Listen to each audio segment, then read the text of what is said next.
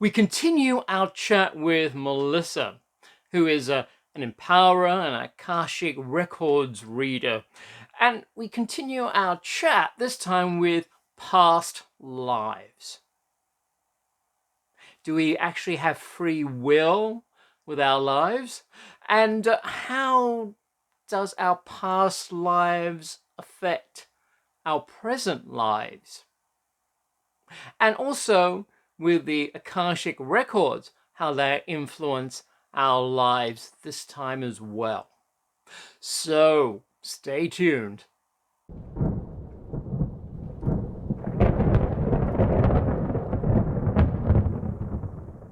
And welcome back to the Bric-a-Brac Shop, the platform to the paranormal, the spiritual, and the unexplained. And I'm Tom from the shop. And welcome to another episode. In fact, this time we're continuing our chat with Melissa, and this time on past lives. Now, Melissa is an empowerer. She also reads the Akashic Records. For those of you who don't know what the Akashic Records are, you can have a look at our previous video there. And these are the records kept, you could say, in the celestial realm that has every detail of our past lives, every detail of ourselves, of our soul, right from the beginning. And we chat with Melissa, and she talks about our past lives and our present lives, how they affect us. And do we actually have free will? Well, watch the our interview with Melissa and see what you think. And also with the Akashic Records, they also help influence our present lives from what we've learned in our previous lives. And also we have I also let you in on what I think of what our present lives are about. That well, this is a bit of a stage and we're all playing different characters, a bit like what Shakespeare said. Now, don't forget, if you enjoy this episode, press the like button and tell your friends and share the video, please. And also subscribe if you haven't subscribed as yet. And if it's your first time, welcome. And please subscribe and press the notification bell so you won't miss out on my videos. And if you enjoy it, why don't you buy me a drink afterwards? It's greatly appreciated, and the channel really loves your support as well. And check our affiliate links down below as well. So let's get to our interview with Melissa. Yeah, putting it because I have heard and seen stories on past lives and how past lives are affecting people today, like people scared of water, and that's because they drowned in a previous life. Just to look at something really easily. But I've maybe I'm lucky. I feel like I've got nothing carried forward, except for certain. I feel like I have got a few things carried forward, but what I think back, the only thing I can think of was really good times for me, and that's why they stick in my mind. And I think in a way I want to go back to those good times, but it's just trying to find them, and it's so very hard when you've grown up as well. Well, the thing is that it's true even for your life now. You know, it's this life is arguably has more of an effect. You know, what happened to you as a child, and how often, you know, as a therapist, or even just as a friend to somebody, they say, oh well, the reason I behave like that is because when I was 5, you know, XYZ happened. And you know, you see that with people who have had that secure upbringing or whatever, they tend to be more secure, and that shows you how what happened in the past affects what happens in the present. And then, as we know, what happens in the present is affecting what's happening in the future, because that's about what I'm co-creating and what I'm manifesting and what I'm bringing forward to me. Right. So yeah, so for me there's 2 ways I work with past lives. One is through the Akashic Records, and one is through I guess it's a kind of mediumship doorway, where I'll connect to a soul companion, somebody that's been you know, who you have lived a life before with, and then they will take me into a life, and they both hold a different energy. I'm not quite sure how I'll articulate it, but there are different ways of going in. In other words, you can actually read what our destiny path is, so to speak, and if we've gone off the path, you can direct us back onto it. Yeah, I think what it is, you know, do we go off path, or is it just a detour on it? But yeah, what we find is that, you know, where we come into this world with different challenges, different karma, belief systems, you know, all of these things which, you know, maybe come through in some form of past life transformance, or, you know, even what's happened to us in this life, you know, and in as a kid, and, you know, in the playground and all of that stuff. And we start to develop habits, patterns, shielding methods, coping mechanisms, and all of these can maybe steer us off our direct route there. So yeah, I'm looking at helping you remove or transmute or transform those things so that you are clearer about where it is that you're heading. But we do have our own free will, so that is their free choice in a way, subconsciously in a way, on what they want to do. And I suppose they can learn and experience things like that as well, couldn't they? So it wouldn't all be, in other words, it wouldn't be wrong. It'd just be a different experience. Yeah. And then they can maybe further down the track realize this isn't what they want anymore and pursue the original intention. You know, what tends to happen is we spend the first, you know, and everyone's different, but we'll spend the first maybe 30 to 40 years of our life really trying to find our place in the world. Yeah. And then we will work through some of these, you know, earthly or worldly goals, trying to find our space here. And then once we are on that way, then we start to come into those spiritual challenges and goals. So, you know, there's definitely a progression, and I'm not one to say, oh, well, there we go, there's your soul plan, that's what you should be doing, go off ahead and do it, because life gets in the way, we express it differently, we have free will, we might think, well, I don't really want that, or I don't really know what I want. But I'll put this to you, you know, this kind of free will is, how much is it? How much free will is it, right? You know, we might be put on this planet to, I don't know, change the world in some way. But then we think, oh, well, my free will tells me that I actually want to go and be this rock and roll star, or I want to be, my son's one, I want to be the famous YouTuber. Like, okay, that's fine. But how much of that is really truly innately what he wants, what his soul is guiding him to do, right? His place here. Or how much of that has come from the media, from his friends, from his peers, from all of this stuff, which makes you feel like it's free will, because it's like, I'm making that choice. But, you know, maybe it's been imprinted from something that might appear louder than those whispers that your soul gives you. True. But do you think it could be what's the word I'm looking for? A helping hand, because as you said, your son wants to be a YouTuber, and then he gets or keeps pursuing, and he might get to be a YouTuber, and then it actually helps when he finds his true vocation, that he's supposed to be something else, and the YouTuber actually helps him to get there and pursue it. So it all sort of like blends in together for the big picture. Yeah, it's like there's no wrong path, really. You know, there's paths, and they all. I am not one to say that's your blueprint and that's it. You know, you've got no choice, you have to follow it, karma and all this stuff. Like, for me, it's about, well, you know, if you want to go there, then you go there.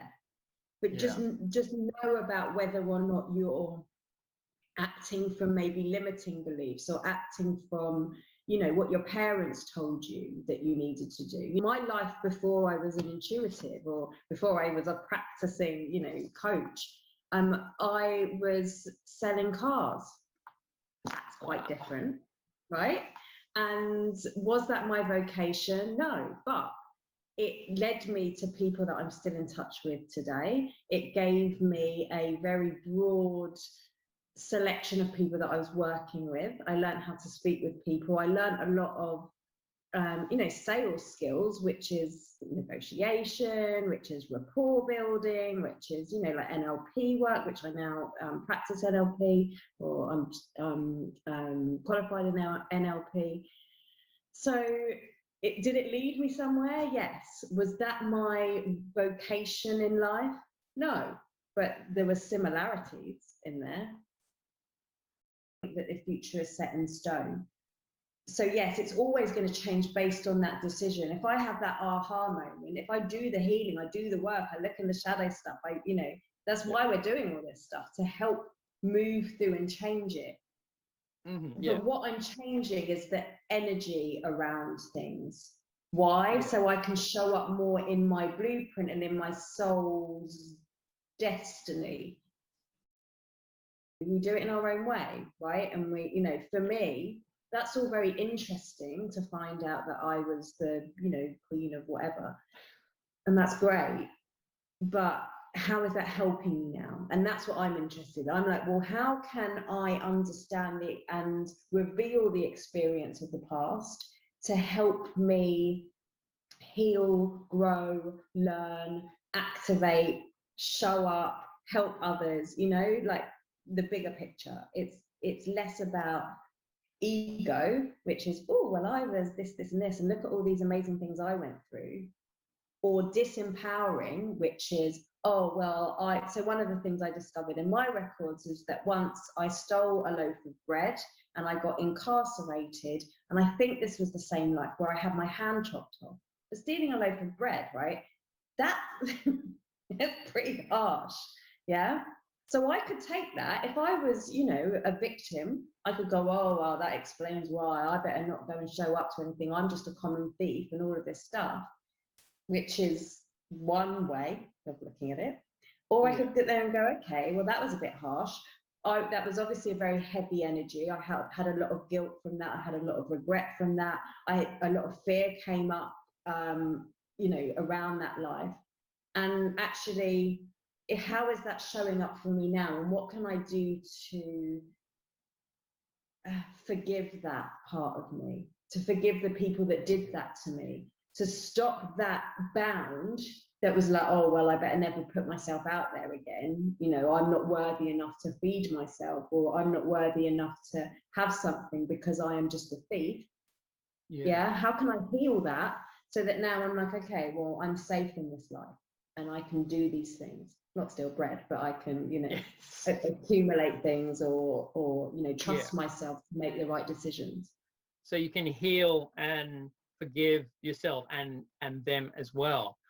That's a very interesting way of putting it. And I sort of like feel like it's like what Shakespeare said, was it Hamlet?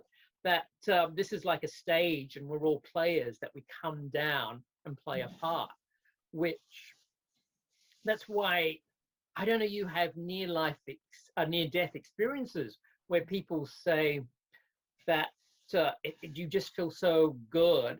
You have this incredible experience of feeling. And because when you think about it, like someone has murdered somebody, and maybe, you know, this person's hunting you down, and it's been against you for a while, and then finally killed you. You've got all this hate, but when you die and pass on, I don't think you've got that hate anymore from the other person, because they are playing a part. And just like actors playing a role here, when the play is finished, you go off and have a drink together after the show. And I feel it may be similar on the other side. When you die with this life, you just go over to the other realm and you're all friends again, and then you come down for another go. And maybe that's the karma. I'll get you this time. I absolutely agree with that. I think that when we move back to source, or our source self, which is essentially still there, doesn't hold grudges and isn't, and doesn't hold, we understand it from that higher level. The Akash is here to remind us of, because we're talking about things like murderers and getting, hands chopped off, but actually we've had lives where we've been, sorcerers and alchemists and priestesses and the Lemurians, and we've been all these amazing things, and we've studied and we've grown and we've invented and we've done all these amazing things, and then we come back down here and we're like, oh, I'm a baby again, I don't remember any of that. But in our Akash, in our field, there is that remembrance, there's that memory of, well, I was a world-class piano player, and then you're a 4 or 5-year-old and you sit at a piano and it's like, wow, well, he's like a genius. Where's that come from? It's come through as a memory and as a resonance. When your vibration here doesn't have to necessarily physically remember it, but there's a resonance there. So what I'm discovering is that when we are going into the past lives, it is not all about, oh, well, I've got to, pull out the energy from here, or I've got to heal that. Sometimes it's about going back and remembering how powerful and how talented and how loving and how graceful and all of these skills and these talents that we have built over lifetimes. And you do healings, and you delve into the Akashic records, and are you a psychic as well, or? Yeah, so it depends how you define a psychic. Like I said about when we're tapping into somebody's future potential, that's what we're tapping into. For me, I can read energy. I read energy, but when I'm working with someone, I'm more about, well, here's where we are. What do you need to know to get to where you want to be? Okay. So if people want to consult you for a reading or a healing, they can contact you. Yeah, you've got my website. Yep, I have. I'll put the links below, so they'll be able to find you. I'll put your website up and your Facebook group as well. And you've also got Instagram as well, I've noticed. I do have Instagram, which I am not that great on. Facebook page, you will find me. Okay, wonderful. Great. Thank you very much. You're welcome. Thank you, Tom. Well, what did you think about our chat about past lives? What do you think of the Akashic records? I'm sort of glad that the records do help influence our present lives, because it does feel it's all wasted. You've done things and achieved things in the past lives, and they're all forgotten in our present life. And I'm glad that we can tap into things in the past to help us in this life as well. What's your comments? Write them down below. Let me know what you think. Any constructive criticism is respected. So please share your thoughts, even if you think this is a whole lot of rubbish and we only have one life and this is it, and then we disappear or we just go to heaven or hell. Let's discuss it down below. I look forward to hearing or reading your comments, and also you can comment on our Facebook group as well. Now, don't forget, if you've liked this episode, tell your friends, share the video, please like and subscribe, and press the bell on the notification notice. And check out our links below. Have a browse through. After all, it is the Bric-a-Brac shop. You might find something you like there, especially through our affiliate spiritual store, the Psychic Tree. Very reasonably priced, and they do ship worldwide at reasonable rates, and your first order you get 10% off. So have a look, browse around, and until next time, stay well and happy. Really appreciate you being here. Thank you.